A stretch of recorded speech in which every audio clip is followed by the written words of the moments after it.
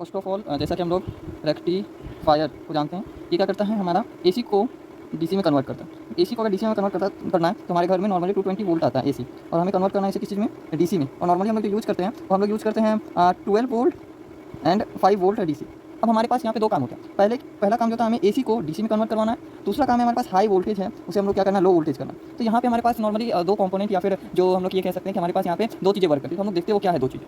सो अगर हम लोग बात करें कि हमें अगर वोल्टेज को क्या करना, ड्रॉप करवाना है, यानी कि हमारे पास 220 वोल्ट एसी है और इसे हमें क्या करना है, वोल्टेज ड्रॉप करवा करके 12 वोल्ट ही बनाना है या फिर 5 वोल्ट ही बनाना है एसी। तो इसके लिए हम लोग क्या करेंगे, एक कंपोनेंट का यूज़ करेंगे, एक डिवाइस का यूज़ करेंगे जिसे हम लोग कहते हैं ट्रांसफार्मर।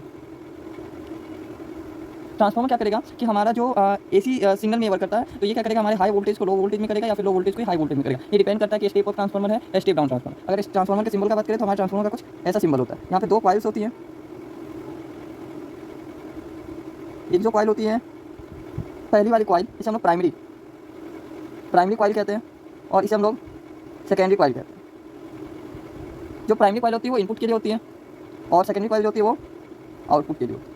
अगर हमारे पास प्राइमरी कॉइल का जो टर्न है, नंबर ऑफ टर्न वो ज़्यादा हो, और सेकेंडरी कॉइल में नंबर ऑफ टर्न कम हो, तो हम ये देखेंगे कि ये स्टेप डाउन ट्रांसफार्मर। मतलब क्या कि जिधर ज़्यादा टर्न उधर हम लोग क्या करेंगे, वहाँ पे हम लोग देंगे, हम लोग अपना मतलब ज़्यादा वोल्टेज देंगे, या फिर वहाँ पे ज़्यादा वोल्टेज का यूज होगा। और जहाँ पे कम टर्न, वहाँ पे कम वोल्टेज का उपयोग होगा, कम वोल्टेज के बारे में बात करेंगे। तो यहाँ पे ज़्यादा टर्न हमें दिखाई पड़ा 1 2 3 4, यहाँ पे 1 2 3 तीन ही टर्न दिखाई पड़ा। तो एक साइड 3 टर्न और एक साइड हमें 4 टर्न दिखाई पड़ा। तो जिधर ज़्यादा टर्न वहाँ पे हम ज़्यादा वोल्टेज अप्लाई करते हैं, जिधर कम टर्न वहाँ पे कम वोल्टेज है। तो यहाँ पे हम 220 वोल्ट का जो इनपुट आउटपुट कुछ भी होगा वो हम लोग यहाँ पे रखेंगे, और यहाँ पे हम क्या रखेंगे, 12 वोल्ट या फिर 5 वोल्ट, जितने भी वोल्ट हमें चाहिए उसका हम लोग रखेंगे। अब ये पता कैसे चलेगा कि हमारा जो ट्रांसफार्मर है ये कितना वोल्टेज आउटपुट दे रहा है। तो ये देखने के लिए हम लोग मार्केट में लेने के लिए जाते हैं ट्रांसफार्मर। तो हम लोग देखते हैं उसमें लिखा रहता है 12 या फिर कह सकते हैं 12 या 505 606 707 नहीं होता, 505 होता है, 606 होता है, 303 होता है, तो या 909 होता है, 24 होता है, ऐसे ही आता है। तो ये जो 12 है, और ये 12 है, ये कह रहा है कि यहाँ पे पॉजिटिव साइकिल या पॉजिटिव वोल्टेज हमें यहाँ पे मिलेगा, और या फिर इसे फेज कह सकते हैं। इसी में हम लोग पॉजिटिव नेगेटिव नहीं जानते, हम फेज न्यूट्रल जानते हैं। तो यहाँ पे हमें फेज मिलेगा, और ये जो जीरो है हमारा ग्राउंड है या एज न्यूट्रल वर्क करेगा। तो हम लोग जब ट्रांसफार्मर को देखते हैं जिसका 3 आउटपुट होता है, उसमें ये जो साइड वाले होते हैं ये 12 वोल्टेज के लिए होते हैं या फिर फेज के आउटपुट के लिए होते हैं, और बीच वाला जो होता है हमारा न्यूट्रल ग्राउंड का आउटपुट होता है। ठीक है, तो ये तो हमारा ट्रांसफार्मर की हम इसे क्या करेंगे, यहाँ पे इनपुट देंगे 220 वोल्टेज जो हमारे घरों के बोर्ड में आते हैं या सॉकेट्स में आते हैं, और फिर हम यहाँ पे क्या करेंगे, इससे यहाँ पे आउटपुट ले लेंगे, हमारे वोल्टेज को ड्रॉप करने का काम करता है। सेम ये रिवर्स काम भी करता है, जब हम इधर से इनपुट देंगे तो यहाँ से क्या करेगा, हमें आउटपुट देगा और वोल्टेज को बूस्ट करके वोल्टेज को बढ़ा के देगा। बट हमें ये ध्यान रखना है कि ऑलवेज किसमें वर्क करता है, एसी में वर्क करता है। अब हमने वोल्टेज को ड्रॉप तो करवा लिया, यानी कि हमारा 220 वोल्ट था उसे हम लोगों ने 12 वोल्ट बना लिया, लेकिन अब हम ये देखना है कि हमें एसी को एसी रहने नहीं देना, हमें एसी को क्या करना है, डीसी करना। क्यों करना है, इसलिए करना है ताकि अपने घरों में इन्वर्टर की बैटरी हो या चार्जर हो या ज़्यादातर अप्लायंसेज होते हैं वो डीसी पे वर्क करते हैं, जहाँ पे हम पावर सप्लाई देखते हैं। तो ये पावर सप्लाई का भाग है या पार्ट है, तो क्या करता है, हमारे जो सर्किट में सप्लाई आती है उसे एसी से डीसी में कन्वर्ट करता है। तो हम लोग देखते हैं ये जो हमारा है ये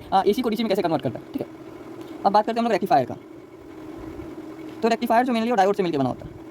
डायोड के सिंबल का बात करें तो डायोड का सिंबल कुछ ऐसा होता है, जिसका एनोड होता है, इसका कैथोड होता है। ठीक है, ये केसरी नोड होता है, ये केसरी नोड होता है, ये हमारा कैथोड होता है, या फिर इसके लिए पॉजिटिव टर्मिनल होता है, नेगेटिव टर्मिनल होता है। ये फॉरवर्ड वाइज होता है, यानी कि ये इसमें जो करंट होता है या इसका जो सप्लाई होता है इलेक्ट्रिसिटी का, वो एक डायरेक्शन में फ्लो होता है, दूसरे डायरेक्शन में कैथोड से एनोड की सप्लाई फ्लो नहीं होता है। तो ये डायोड हुआ, इसी से रेक्टिफायर बना होता है। अब अगर हम लोग बात करें रेक्टिफायर के टाइप्स का, तो रेक्टिफायर का जो टाइप होता है, सो रेक्टिफायर मेनली 2 टाइप्स का होता है, एक हाफ वेव, एक फुल वेव। फर्दर हम लोग फुल वेव को 2 टाइप में बांट देते हैं, एक सेंटर टेप्ड और एक होता है हमारा ब्रिज। ठीक है, रेक्टिफायर। सो अगर हम लोग बात करें हाफ वेव का, तो हाफ मतलब आधा। तो इसमें क्या होता है कि हम लोग जो डायोड का यूज़ करते हैं वो सिंगल होता है, डायोड जो होता है वो 1 डायोड यूज होता है। लेकिन सेंटर टेप का बात करें तो इसमें क्या होता है कि 2 डायोड यूज होते हैं, 2 डायोड्स। ठीक है, इसमें 2 डायोड का यूज किया जाता है। और अगर ब्रिज रेक्टिफायर का बात करें तो ये उसका दुगुना होता है, जैसे कि हम लोग 1 का दुगुना 2 देखें, उसी प्रकार से 2 का दुगुना 4 होता है, इसमें 4 डायोड्स का यूज किया जाता है, 4 डायोड्स। तो ये कैसे बनते हैं ये हम लोग देख लेते हैं। तो हमने देखा था कि सबसे पहले हमारे पास जो ट्रांसफार्मर था, ठीक है, ये हमारा ट्रांसफार्मर हो गया, जिसमें कुछ हमारे पास क्या हो रहा था, आउटपुट मिल रहा था। हम 220 वोल्ट एसी दे रहे थे, तो हमें 12 वोल्ट 12 वोल्ट ये एसी में ही देगा। अब हमें इस एसी को डीसी करना है, तो हमने क्या देखा कि हम लोग हाफ वेव का बात करते हैं, हाफ वेव का, तो इसमें क्या करना पड़ेगा, हमें एक डायोड लगाना पड़ेगा, एक डायोड। ठीक है, हमें इस दोनों फेज में से किसी एक फेज का यूज़ करना पड़ेगा। मान लीजिए हम फर्स्ट वाले फेज का यूज़ करते हैं, तो डायोड का कनेक्शन कुछ ऐसा होगा। तो यहाँ से जो हमारा सप्लाई है वो हमारे इस फेज से निकला और इस डायोड से होकर के गया, और डायोड से होने के बाद क्या होगा, इसे ग्राउंड करना पड़ेगा। तो ग्राउंड हमें कहीं और से नहीं लेना, हमें इस जीरो वाले ग्राउंड का ही यूज़ करना। तो ये हमारा क्या हो गया, ग्राउंड हो गया, ये सप्लाई में चलेगी। अब अगर हम लोग ध्यान से देखें तो हम जानते हैं एसी में 2 टाइप से मतलब हाफ साइकिल और फुल साइकिल होता है। अगर हम लोग एसी के सिंबल का बात करें तो कुछ ऐसे साइकिल में बटा होता है, ये पॉजिटिव हाफ साइकिल या नेगेटिव हाफ साइकिल। तो एक बार जो हमारा क्या होता है कि इस वाले यानी कि फेज से हमारी सप्लाई जाती है, और एक बार क्या होता है हमारे न्यूट्रल से सप्लाई जाती है। तो हम लोग ये देख रहे हैं कि जब हमारे फेज से सप्लाई जाएगी तो फर्स्ट हाफ साइकिल यानी कि अगर हम यहाँ देखें तो फर्स्ट हाफ साइकिल को जाने देगा। ठीक है, बट ये इस फर्स्ट हाफ साइकिल को जाने देगा, बट यहाँ जब जीरो से सप्लाई की तरफ आएगी तो जीरो वाले साइकिल को जाने नहीं देगा, यानी कि इसका जो बनेगा वो वेव कुछ ऐसा बनती जाएगी, फर्स्ट हाफ साइकिल को जाने देगा। अब अगर हम लोग इसको इस यहाँ पे लगाते हैं फॉरवर्ड वाइज में, तो पॉजिटिव हाफ साइकिल को जाने देगा, और अगर इसमें हम लोग उल्टा करके ऐसे रिवर्स वाइज में लगा देते हैं इसको, तो ये क्या होगा कि नेगेटिव हाफ साइकिल को जाने देगा। तो इस पे डिपेंड करता है कि आप जो हाफ वेव रेक्टिफायर बना रहे हो कैसा बना रहे हैं, पॉजिटिव हाफ साइकिल के लिए बना रहे हैं या नेगेटिव हाफ साइकिल के लिए बना रहे हैं। तो ये हो गया हमारा क्या, हाफ वेव रेक्टिफायर, बस इतना सही होता है। अब यहाँ पे रहा आउटपुट लेने का बात, तो आउटपुट हम लोग कहाँ से लेंगे, तो आउटपुट हम लोग कहाँ से लेंगे, यहाँ से लेंगे। ये हमारा क्या हो गया, ग्राउंड हो गया, जो कि हमारे जीरो में जा रहा है, और यहाँ पे हम लोग क्या करेंगे, अपना लोड लगा करके इस पे आउटपुट ले सकते हैं। तो ये वो बात हो गया हमारे हाफ वेव रेक्टिफायर का। हम लोग देखते हैं फुल वेव रेक्टिफायर को। तो फुल वेव में पहले सेंटर टेप को देखते हैं, फिर ब्रिज रेक्टिफायर को देखिए। सो हम लोग बात करते हैं सेंटर टेप्ड।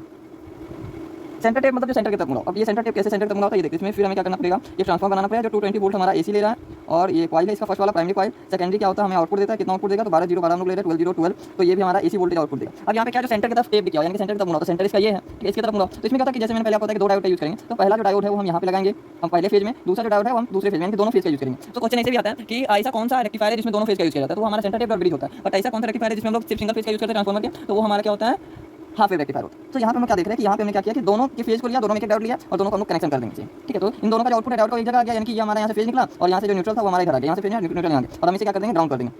तो ये हमारा बन गया सेंटर टेप रेक्टिफायर, या फिर जैसे लोकल लैंग्वेज में हाफ वेव भी बोल देते हैं, सॉरी फुल वेव रेक्टिफायर इसे कहते हैं। तो यहाँ पे हम लोग क्या देख रहे हैं कि हमारा रेक्टिफायर आउटपुट का बात करें तो आउटपुट हमारा क्या होगा कि यहाँ पे मिलेगा इसका आउटपुट यहाँ पे। ठीक है, तो ये हो गया हमारा क्या, half wave rectifier, sorry full wave rectifier. ठीक है, तो इसमें क्या होता है कि ये भी सेम वही काम करता है, साइकिल को कट करता है, बट ये पूरे साइकिल को ले लेता है। अब हम लोग बात करते हैं ब्रिज रेक्टिफायर का। अब बात करते हैं सबसे ज़्यादा यूज होने वाले रेक्टिफायर, ब्रिज रेक्टिफायर का। ये क्या करेगा, इसमें भी सेम वही होता है, हम ट्रांसफॉर्मर का डायरेक्ट आउटपुट ले रहे हैं यहाँ पे। ठीक है, इसमें 12 वो 0 12 होगा। ठीक है, वोल्टेज। अब फिर क्या करना पड़ेगा हमें यहाँ पे, हाँ यहाँ पे हमें 4 डायोड लगाना पड़ेगा। 4 डायोड को कैसे कनेक्शन करना, तो सबसे मेन होता है इसका 4 डायोड का कनेक्शन। क्या होता है कि हम ये देखते हैं कि हमारे पास जो डायोड होता है उसमें यहाँ पे पॉजिटिव टर्मिनल जैसे हम एनोड करते हैं और हमारा कैथोड यानी कि नेगेटिव टर्मिनल होते हैं, पॉजिटिव नेगेटिव। तो हमें क्या करना है, 4 डायोड को ऐसे ले लेना है। तो 2 डायोड ऐसा लेना है जिसके हमने क्या करना है, पॉजिटिव टर्मिनल को एक साथ रखना है। ठीक है, रख लिया। अब 2 डायोड ऐसा लेना है जिसके हमने क्या करना है, नेगेटिव टर्मिनल को एक साथ रखना है। तो ये हमारे पास क्या है, 2 डायोड है जिसके हमने क्या करना है, सॉरी हाँ ठीक है, इसके हमने क्या करना है, नेगेटिव टर्मिनल को एक साथ रखना। तो ये हमारा 2 डायोड है, इसके हमें क्या करना है, नेगेटिव टर्मिनल। तो यहाँ पे हमें एक पॉजिटिव मिल गया और एक कॉमन नेगेटिव मिल गया।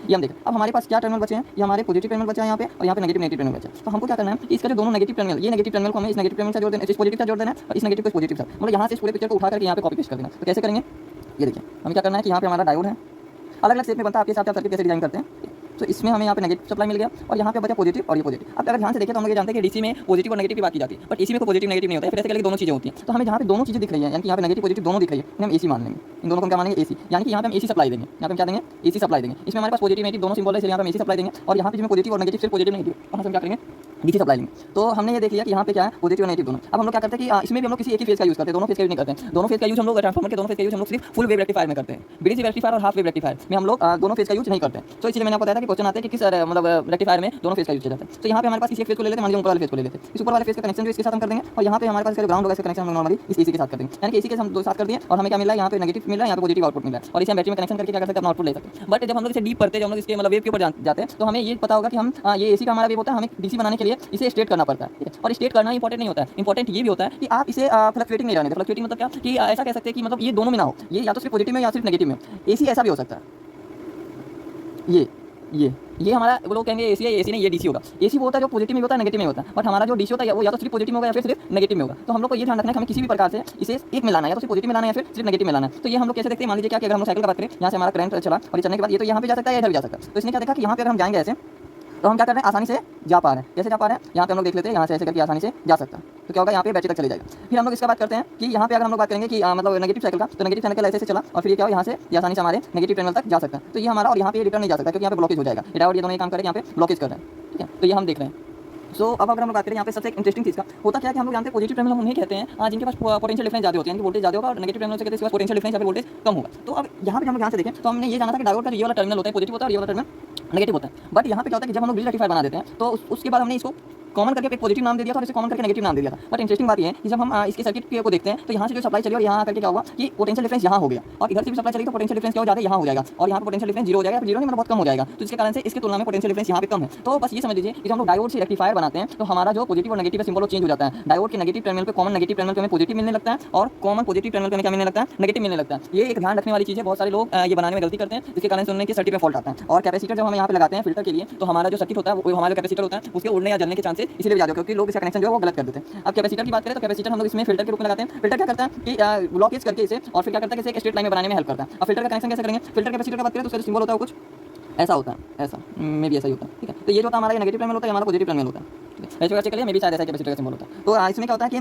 कैपेसिटर का बात करें तो कैपेसिटर को हम क्या करेंगे कि पोलराइज कैपेसिटर, जिसे इलेक्ट्रोलाइट कैपेसिटर भी कहते हैं, उसे हम लोग क्या करेंगे यहाँ पे यूज करेंगे। कैसे यूज करेंगे, इसे इस कैपेसिटर को हम पैरेलली यूज कर लेते हैं। ये हमारा आउटपुट आ रहा है, यहाँ पे ये आउटपुट आ रहा है, और इसके बीच हम लोग क्या करेंगे, इस कैपेसिटर को पैरेलली यूज कर लेंगे। इसके पॉजिटिव कैपेसिटर के नेगेटिव टर्मिनल को नेगेटिव के साथ, कैपेसिटर के पॉजिटिव को पॉजिटिव के साथ हम यूज करेंगे, मतलब आउटपुट के पॉजिटिव के साथ यूज करेंगे। या फिर हम लोग लोड पे भी हम इस कैपेसिटर को लगा सकते हैं पैरेलली। बट ये ध्यान रखना है कि हमें कैपेसिटर को हमेशा पैरेलली ही लगाना है। अब ये कैसे डिसाइड होगा, हमारा जो कैपेसिटर का वैल्यू कितना होना चाहिए, तो कैपेसिटर का वोल्टेज का वैल्यू होगा, उसको लिखा रहता है कितने वोल्ट का हमारा कैपेसिटर है। ये डिसाइड होता है हमारा जो हमारा आउटपुट है, जो हमारे सर्किट में आउटपुट मिला उससे डिसाइड होता है। मान लीजिए 12 0 12 यानी कि 12 0 12 का। तो हमारे पास जो आउटपुट यहाँ पे मिलेगा पॉजिटिव इनपुट पे वो हमारा 12 वोल्ट लगभग मिलेगा, पूरा नहीं मिलेगा क्योंकि कुछ हमारे डायोड के द्वारा यूज किया जाएगा, कुछ हमारे वायर का रेजिस्टेंस होगा। तो हम लोग ये मान लेते हैं लगभग हमारे पास यहाँ पे कितने वोल्टेज मिलते हैं, 12 वोल्टेज मिलते हैं। तो जितने वोल्ट मिलता है उसका दुगुना, तो 12 का दुगुना यानी कि डबल कितना, 24 हुआ, 24 हुआ। बट हमारा जो मार्केट है, इंडियन मार्केट है, उसमें 24 वोल्ट के कैपेसिटर बनते ही नहीं। कितने वोल्ट के बनते हैं, 25 वोल्ट के बनते हैं। तो यहाँ पे हम लोग 12 का ट्रांसफार्मर यूज कर रहे हैं तो हमारा कैपेसिटर होना चाहिए वो 25 वोल्ट का होना चाहिए। अब ज़्यादा वोल्टेज का यूज नहीं करना, बट ये ध्यान रखना कि दुगुना वोल्टेज होना चाहिए, जितना हमारा इनपुट है उससे क्या होना चाहिए, दुगुना वोल्टेज होना चाहिए, तभी अच्छे से वर्क करेगा। नहीं तो अगर सेम वोल्टेज हुआ तो बहुत फ्लक्चुएशन के कारण हमारा कैपेसिटर खराब हो जाता है और सर्किट को वो खराब कर देता है। तो इस बात का हम लोग को ध्यान देना और फिर हम लोग यहीं से क्या कर सकते हैं, आउटपुट ले सकते हैं। तो जब हम कैपेसिटर लगाएंगे तो हमें 12 वोल्टेज आउटपुट नहीं मिलेगा, 13 या 14 कुछ ज़्यादा वोल्टेज आउटपुट मिलेंगे। तो फिर हमें तो 12 वोल्ट की सप्लाई बनानी थी, लेकिन आउटपुट ज़्यादा मिला है तो इसमें तो गड़बड़ बात है। तो ऐसा कुछ नहीं है, जब हम लोड को लगाते हैं तब ये जो हमारा आउटपुट है वो क्या होता है, नॉर्मल हो जाता है, 12 वोल्ट हो जाता है। बट अगर इसे रेगुलेट करना है, हमें 12 वोल्ट ही चाहिए, हमें ना एक वोल्टेज ज़्यादा ना आधा वोल्टेज कम, तो हम इसके लिए क्या करेंगे, रेगुलेटर आईसी का यूज करेंगे। तो रेगुलेटर आईसी हम लोग अगले क्लास में देखेंगे। आज के लिए बस इतना ही,